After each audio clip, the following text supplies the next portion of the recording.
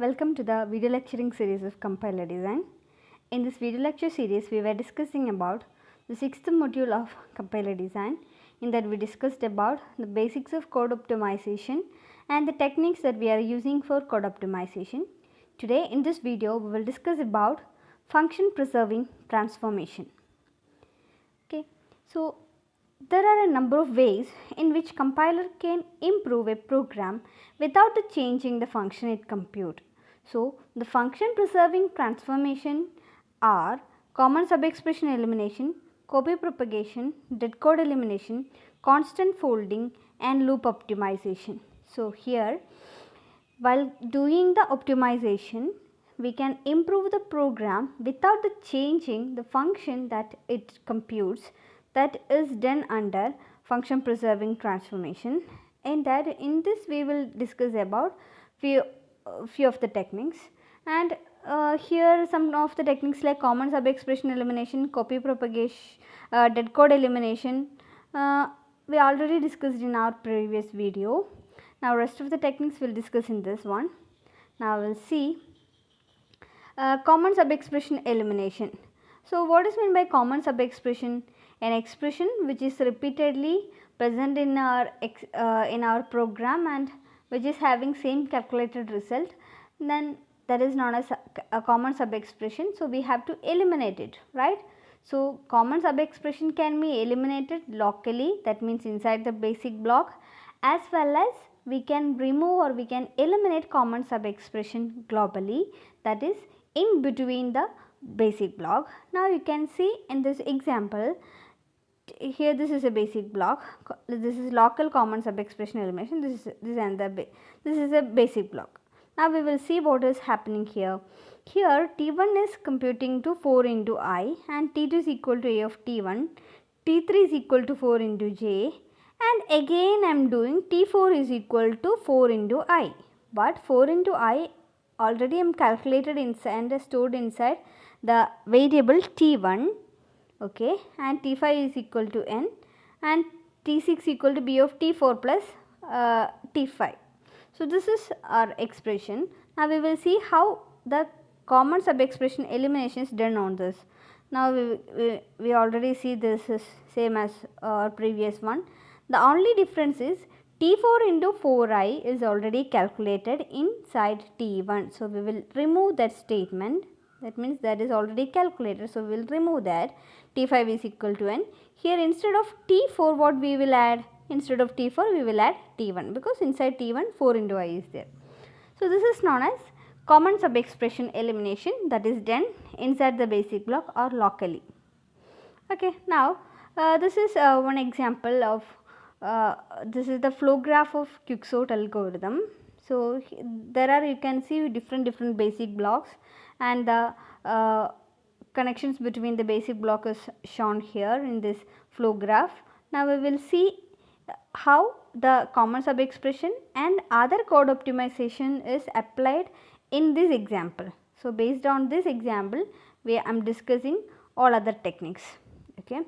Now common subexpression inside the block, this one B5. Consider the block B5. Okay, inside what is the first statement? T6 equal to 4 into I, x equal to A of T6. This is a statement. So the same block B5, the same block B5 I am redrawing for your understanding. So T6 is like this. So T6 equal to A into 4 into I, and x is A of T6 is assigned in x. Then here which one is the common subexpression? Now you can see 4 into I, again I am calculating and stored inside T7. So this T7 is a common subexpression. So what I will do, T6 is added like this, x is also added, but instead of T7 I am removing that and x statement. T is equal to 4 into J, and T9 is equal to A of T8, that is also similar, and here T7 is equal to T9. So T7 is nowhere in this one, because I am removing that. Instead of that A of T6 will come here. And 4 into J, what about 4 into J? 4 into J is calculated in T8. So no need of again calculating 4 into J inside T10. So what I will do, I will remove that and I will use instead of T10 what I will do, I will use T8. What T8 is doing? 4 into j. A of T8 is equal to x, then go to B2. So this is the common sub expression eliminated basic block. So here 4 into I and 4 into j, one in T7 and another in T10. So I will remove those temporary variables, and because I already calculated 4 into I as well as 4 into j, and I will use those variables here. So this is another example of common sub expression elimination. Now this is the diagrammatic representation that I already discussed with you, T7 and T8. So which are the common sub expression here? T7 and T10. So I am removing that, and instead of T7 I am using T4, right? And here T8, instead of T10 I am using T8. So this is the way of transforming it. Hope all of you understood with this. Now we will move on to the next one. Okay. So here now we will discuss about global common sub expression elimination. So what is meant by global common sub expression elimination? That means we are eliminating the common sub expression between the basic block. So here you can see this is one block, basic block T5 that we have seen in the previous example like this. So 6 into 4 into I. So that is, this is the B5, and here you can see another basic block inside another basic block T5 is calculated, and T5 values A into T4. Now see this example. So T4 is 4 into j. Consider this. Inside B3 and B5 I am calculating 4 into j and stored inside T4, and the same thing I am using where and all I am using here in T8 also I am using the same code, right? So 4 into j is used in T4 and T5 is equal to A of T4. This is in B3 as well as in B5. So what I can do while doing the global optimization, I will reduce that, because only once we need to calculate the 4 into j. So here in global common sub expression elimination, I am using the T4 value for 4 into j. Okay, T4 is 4 into j. So this is the B3 expression. See this, in this B3 T4 is equal to 4 into j and T5 is equal to A of T4. So here in A of T4 is equal to x. So instead of that what I can do, I can use T5 is equal to A into T4, right? So in that way, and we can use, and A of T4 is equal to x. So we can reduce in this way, as T4 is already calculated in basic block B3. So I can use that statement. So here in B5 also, and I can do the global common sub expression elimination. So that is in between the basic block. One was in B3 and another is in B5. Both basic, inside the both basic block I am calculating 4 into j. So I will remove that and I will use the calculated result here. T5 is equal to A of T4 and A of T4 is equal to x. So that is all about this global common sub expression, and here you can see how we did that. T6 equal to A into 4i, x equal to A of T6, A of T4 is equal to x. So here what I will do, I know T2 is 4 into I and T3 is A of T2. So here I can use x equal to T3 and A of T4 is equal to x. So A of T4 is x, so I can use A of T4 is equal to x, and I'll rewrite like this: x equal to T3 and A of T2 is equal to T5 and A of T4 is equal to x. This is another example of global common sub expression elimination. So here what we are doing is, like, somewhere in between the basic block one in B2 and one another in B5, we are redeclaring or recalculating the same expression.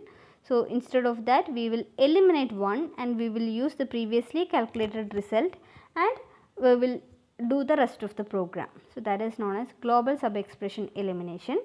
Now, we will deal with copy propagation. So, here copy propagation means which is of the assignment of the form f is equal to g is called a copy statement. The idea behind that using in copy propagation is, here in copy we will use g for f. Wherever f is present we will use g instead of f. So, copy propagation means use of one variable instead of another. Like if there is an expression like x equal to y and wherever x is present we can reassign or we can assign the value of y to x. This may not appear to be an improvement, but as we can see is an opportunity to eliminate the value of x. That is known as copy propagation. Now, you can see another example. Here what we are doing is like, here I want to calculate the area pi r square. So, x, here what I am doing is like initially I am assigning the pi value to x and a is equal to x into r into r. So, so what we are doing finally, what we are computing is pi into r into r. Pi r square we are calculating, but initially I am assigning the value of pi to x, then calculating x into r into r. So, while doing the copy propagation, the optimization using copy propagation can be done like this: a is equal to pi into r. Here the variable x is eliminated. That is known as copy propagation. Now, see another example here. Here in this copy propagation example, a is equal to d plus e and b is equal to d plus e. Here I want to eliminate it. So, it is not possible to replace d plus e in B3. D plus e directly we cannot eliminate in B3. This is the B3, this is B1. First block is B1, this is B2 and this is B3. So, here in B3 it is not possible to replace d plus e in B3 with a and b, but we can do another possible solution is, what we can do is like we can reassign to t is equal to d plus e and a is equal to t. So, I am calculating d plus e here. Here also t is equal to d plus e and the t plus e value is assigning to b, then c is equal to t. So, here control reaches at B3 assignments to A or after assignments to B, and these issues can be solved using the copy statement like t is equal to d plus e in first block and that value of t is assigning to A, another t value is assigning to B and c is equal to d plus e. So, what I will do is like I will use c is equal to t. Before, if we are doing like this, a is equal to d plus c, b is equal to d plus c and c is equal to a in B3, this is wrong actually, right? If I want to write B3 in a and b format, if I am simply writing c is equal to a, this is wrong. So, instead of that I can write in this format. So, consider another example, x equal to t3 and a of t2 is equal to t5 and a of t4 is equal to x. So, this is one basic block. So, here t3 value is assigning to x, okay, x equal to t3, then a of t2 is equal to t5 and a of t4 is equal to x. Here I am using the value x. Instead of that I can do the copy propagation and assign a of t4 is equal to t3. So, here x is removed and I am assigning the value of t3 here. So, here x equal to t3 and instead of x I am using t3 here. So, that is known as copy propagation. Now, we will see dead code elimination. We already discussed about dead code elimination in there. Dead code means in the compiler optimization technique, some code are like which is not live. A variable is live at a point in the program if its value can be used subsequently, otherwise we will call that point as a dead or dead point. So, dead code computes the value, but that is not used anywhere in the program. Now, just consider this example. If debug then print, debug is assigning to false. Here in this copy propagation statement, this is debug is equal to false statement, debug is equal to false. We are here debug is setting as false. So, always never we are going to use this print statement here, print in the block. This print is not going to execute it. By eliminating such codes, we can perform the optimization. So, here no need of using this print because always debug is setting as false. So, copy propagation changes the debug by false, then the print statement is dead because it is never reached. Okay, now just consider x equal to T3 and a of T2 is equal to T5 and a of T4 is equal to T3. Here x equal to T3 we can remove as it is that we discussed in our previous one, copy propagation. Then a of T2 is equal to T5 and T4 is equal to T3. So, we are while doing the copy propagation, we are simply copying the value of T3 and we can remove x, and if at all if that variable is not live, we can remove that and do the dead code elimination. Now, the next one is loop optimization. So, here the running time of a program can be improved if we decrease the number of instructions in the inner loop.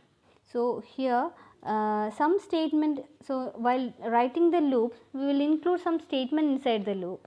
Actually, if we are running that particular loop, that many times that statement is executed. So, if you are removing that statement also, sometimes that loop is not going to get affected. So, simply we can remove that statement and we can decrease the number of instructions inside the inner loop.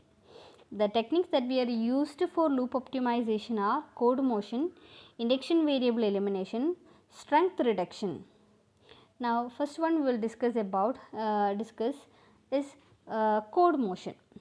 So, here the code motion means the transformation here while writing some particular code. If you are writing something inside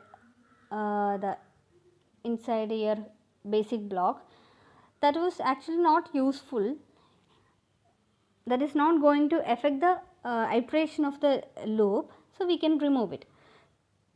Here if you are removing some expression, the result of that loop is not going to execute it, and the same result is independent of the number of times that loop is executed and the calculated result before that loop, that is known as code motion. So, we can remove that. So, here in this example you can see while I less than or is equal to limit minus 2, we are doing some statement. So, here what we have to do is like we have to find the loop invariant expression, that means the expression that is not going to affect by the loop.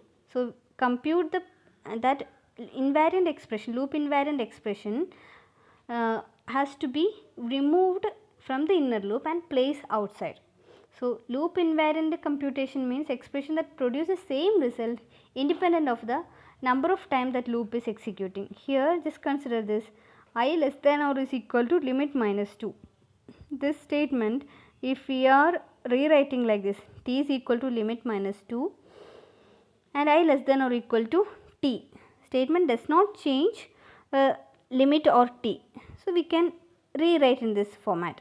So, this is known as code motion. So, inside the code motion we have to remove the loop invariant expression. Loop invariant expression means the expression that produces same result independent of the number of time that loop is executing. We have to remove the loop invariant expression outside the loop and we have to rewrite it. So, here limit minus 2 is moved outside the loop. that is known as chord motion. Next is induction variable and reduction in strength. Now induction variable is a variable that decreases or increases by a constant.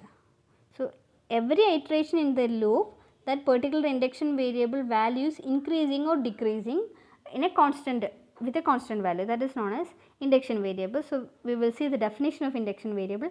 A variable x is said to be induction variable if there is a positive or a negative constant c such that each time x is assigned, its value increases by c. Now consider this example. So here you can see, for I equal to 0, I less than 10, I plus plus, and j is equal to 4 into I. So I will rewrite the code. This the first is for I equal to 0, I less than 10, I plus plus, and not consider this. Okay, here what I am doing, I equal to 0, j is equal to 17 into I.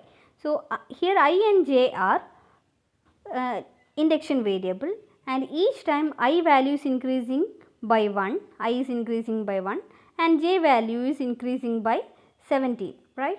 Each time I and j is increasing with a constant value. So what I will do is, like, I can simply write in this format. This j is equal to 4 into j, I can remove and I will write above the for loop like this. J is equal to 17, then for loop, for I equal to 0, I less than 10, I plus plus, then inside the loop j is equal to 17 plus j. Okay. So here instead of 17 into I am just instead of multiplication, here I am using plus, and j is equal to 17 I am removing and rewritten outside the loop as the j is increasing 17 in each iteration. Okay. So that is known as induction variable. So here in induction variable, just consider this example. In this example, induction variable elimination, here in first block I is equal to 0, t is equal to n minus 2, t2 is equal to 4i. So for the time being I am just taking I value as 0 and n value as 2. Now with this value calculate this. I is equal to 0, t1 is equal to n minus 2. So t1 is 2 minus 2 means 0, and t2 is 4 into I means t2 is equal to 0, right. 4 into 0 means 0 you will get. Now the same expression here I understood this for I and n values are like induction variable. So what I am doing is I am rewriting the code like this. T1 is equal to 4 into n. What is the so T1 will get the value 4 into 2, n value is 2, right. So 4 into 2, 8. T1 is 8, and T1 again I am calculating 8 minus 8. So T1 is 0 here, and T2 is equal to 4 into I. 4 into I means 0, right.